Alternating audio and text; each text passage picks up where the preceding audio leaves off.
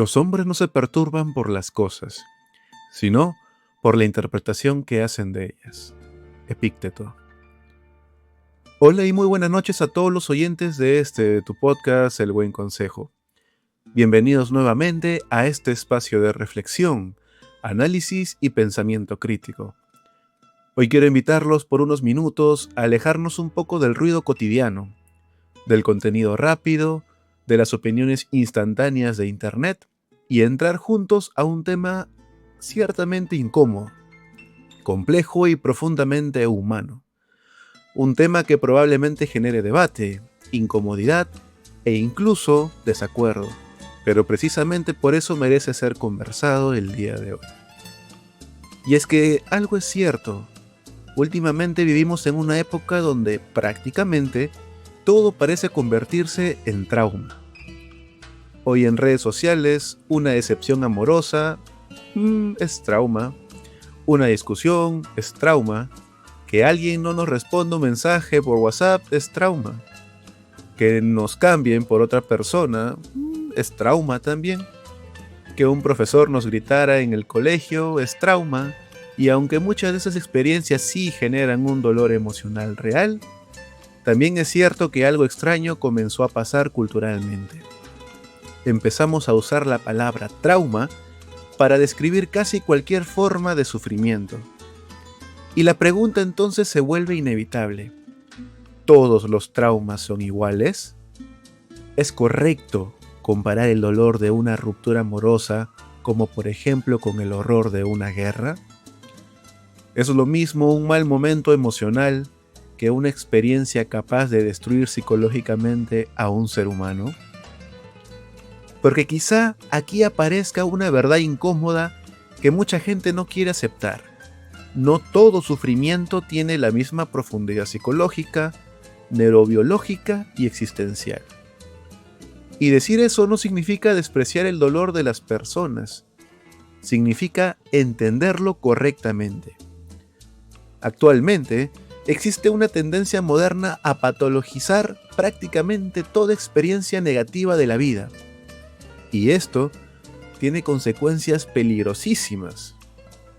Porque cuando todo se convierte en trauma, el verdadero trauma, el trauma real, pierde peso, pierde significado y pierde gravedad. Es como si culturalmente hubiéramos empezado a poner el mismo nivel una herida leve y una amputación. Y no funcionan igual. Desde la psicología clínica y la neurobiología, el trauma verdadero no es simplemente sentirse triste, frustrado o herido emocionalmente. El trauma profundo es una ruptura de la estructura psicológica del individuo. Es una experiencia tan extrema que el cerebro literalmente pierde la capacidad normal de procesarla. Cuando una persona vive una experiencia verdaderamente traumática, como una experiencia de tortura, un abuso extremo, una guerra, terrorismo, secuestro, violencia, pero brutal, o presenciar muerte masiva, el cerebro entra en un estado de saturación. La amígdala cerebral, encargada de detectar amenazas, se hiperactiva. El hipocampo, que organiza los recuerdos y les da sentido temporal, comienza a fallar. Y la corteza prefrontal, que normalmente ayuda a razonar y controlar emocionalmente la situación, pierde capacidad de regulación. Por eso muchas personas con trauma cerebro no recuerdan simplemente el evento. Lo reviven a través de pesadillas, flashbacks, ataques de pánico, disociación, hipervigilancia, terrores nocturnos, porque el cuerpo quedó atrapado psicológicamente en el momento del horror. Y aquí es donde aparece algo importante. No todo dolor rompe la estructura psicológica de una persona. Hay dolores humanos normales, intensos incluso, pero procesables. Un duelo amoroso duele. Una traición, sí, obviamente que duele. Una decepción, una enfermedad, claro que sí. Negarlo, pues, es absurdo. Pero una cosa es sufrir, y otra muy distinta es ver cómo un ser humano pierde las piernas frente a ti en una explosión. Una cosa es terminar una relación, y otra muy distinta es sobrevivir a un atentado, a una masacre. Porque existen experiencias que destruyen la percepción misma de la realidad. Y eso es algo que hoy muchas personas parecen olvidar. Vivimos en una cultura donde el sufrimiento comenzó a convertirse también en identidad social. Mientras más roto te muestras, más validación recibes. Mientras más víctima pareces, más atención obtienes. Y esto ha generado algo extraño, una especie de competencia silenciosa por demostrar quién sufrió más.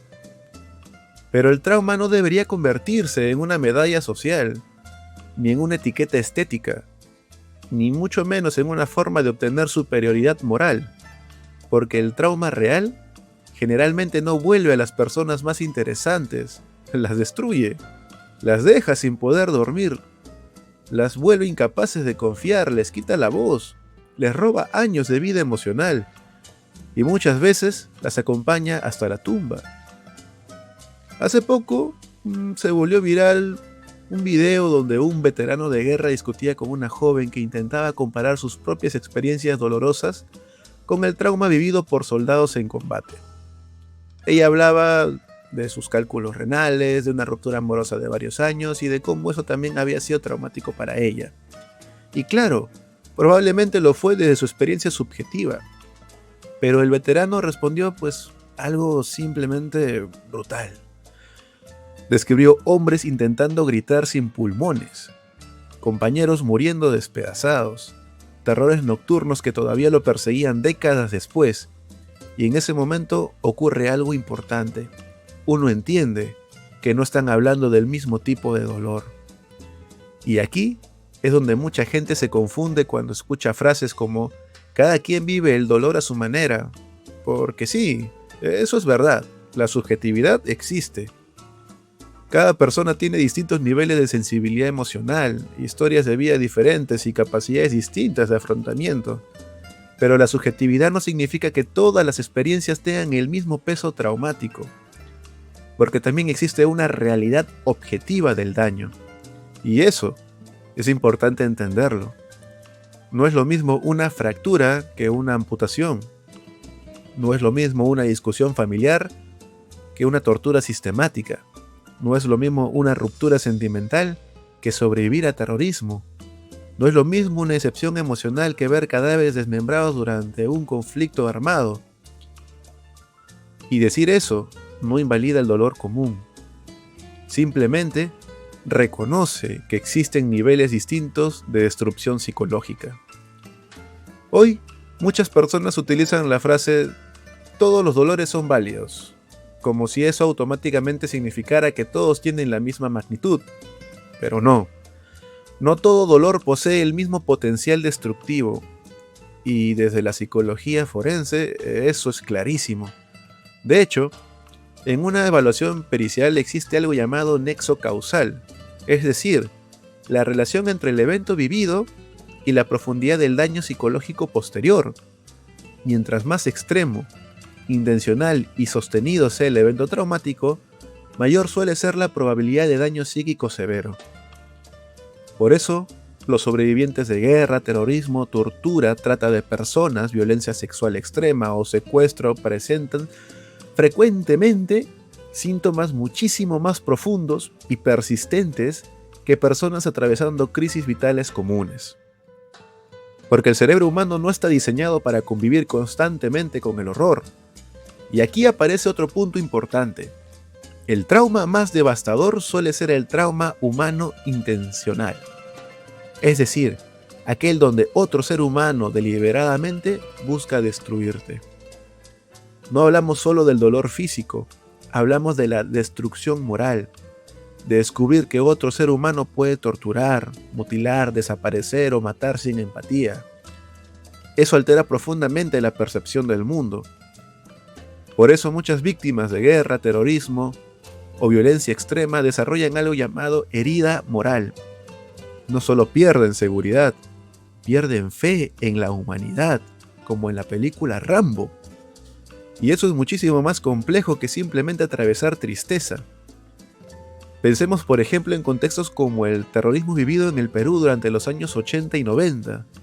Muchas personas crecieron escuchando explosiones, viendo cadáveres, perdiendo familiares, viviendo apagones, durmiendo con miedo, escuchando que Sendero Luminoso había ingresado a ciertos pueblos. Y aunque hoy mucha gente joven habla del terrorismo como si fuera un tema lejano o incluso romántico ideológicamente, quienes realmente vivieron en esa época saben que el miedo constante cambia para siempre la forma en que una persona habita el mundo. Lo mismo ocurre con sobrevivientes de narcoterrorismo, sicariato o crimen organizado. Una persona que ha visto cómo asesinan a alguien frente suyo no vuelve a mirar la vida igual, porque hay experiencias que rompen algo esencial dentro del ser humano. Y aquí quiero ser muy claro. Decir que no todos los traumas son iguales no significa minimizar el sufrimiento cotidiano, porque hoy también existe otro extremo peligroso: invalidar completamente cualquier dolor que no sea extremo. Y eso también está mal. Una ruptura sentimental puede llevar a depresión. El bullying puede destruir el autoestima. La negligencia emocional puede dejar secuelas profundas. La violencia familiar puede alterar completamente el desarrollo psicológico de un niño. Claro que sí. Pero reconocer eso no obliga a poner todo al mismo nivel. Porque si absolutamente todo se vuelve un trauma severo, entonces el lenguaje pierde precisión. Y cuando el lenguaje pierde precisión, la comprensión clínica también se deteriora. Actualmente, muchas personas parecen creer que validar emociones significa eliminar cualquier jerarquía del sufrimiento. Pero la realidad humana no funciona así. Incluso, socialmente entendemos que existen tragedias de distinta magnitud. No reaccionamos igual ante perder un celular que ante perder una familia completa. No reaccionamos igual ante una discusión que ante una masacre. Y psicológicamente ocurre algo parecido. Existen experiencias que exceden completamente la capacidad moral de procesamiento humano, y ahí es donde nace el trauma severo. Además, existe algo que rara vez se menciona. Muchas personas verdaderamente traumatizadas ni siquiera hablan constantemente de ello, porque el trauma profundo muchas veces produce silencio. No hay espectáculo, no hay un braining emocional. Silencio, hay vergüenza, pesadillas, aislamiento, adicciones e irritabilidad o entumecimiento afectivo. Y eso es algo que generaciones anteriores entendían de manera distinta. Por ejemplo, muchos veteranos de guerra jamás hablaron de lo que vivieron. Muchos sobrevivientes del terrorismo nunca contaron todo. Muchos hombres y mujeres que atravesaron violencia brutal siguieron funcionando socialmente mientras se destruían internamente. Porque el trauma verdadero no siempre busca ser visto. A veces solo busca sobrevivir. Y aquí aparece una reflexión importante para nuestra generación. Tal vez necesitamos recuperar la capacidad de diferenciar entre dolor y devastación, entre crisis vital y colapso psicológico, entre sufrimiento humano normal y experiencias que realmente destruyen la estructura emocional de una persona. Porque si todo es trauma, nada termina siéndolo realmente. Y eso termina invisibilizando precisamente a quienes más ayuda necesitan. Además, existe otra consecuencia peligrosa. Cuando convertimos cualquier malestar en trauma severo, también debilitamos la resiliencia humana, porque empezamos a interpretar cualquier incomodidad como algo incapacitante, y el ser humano necesita desarrollar tolerancia emocional. Necesita frustrarse, aprender a atravesar pérdidas, entender que el dolor forma parte inevitable de la existencia. No todo dolor requiere medicalización. No todo sufrimiento implica trastorno. No toda tristeza es trauma. Y comprender eso no nos vuelve fríos. Nos vuelve más realistas, más clínicos, más responsables. Porque la verdadera empatía no consiste en decir que todos sufren igual.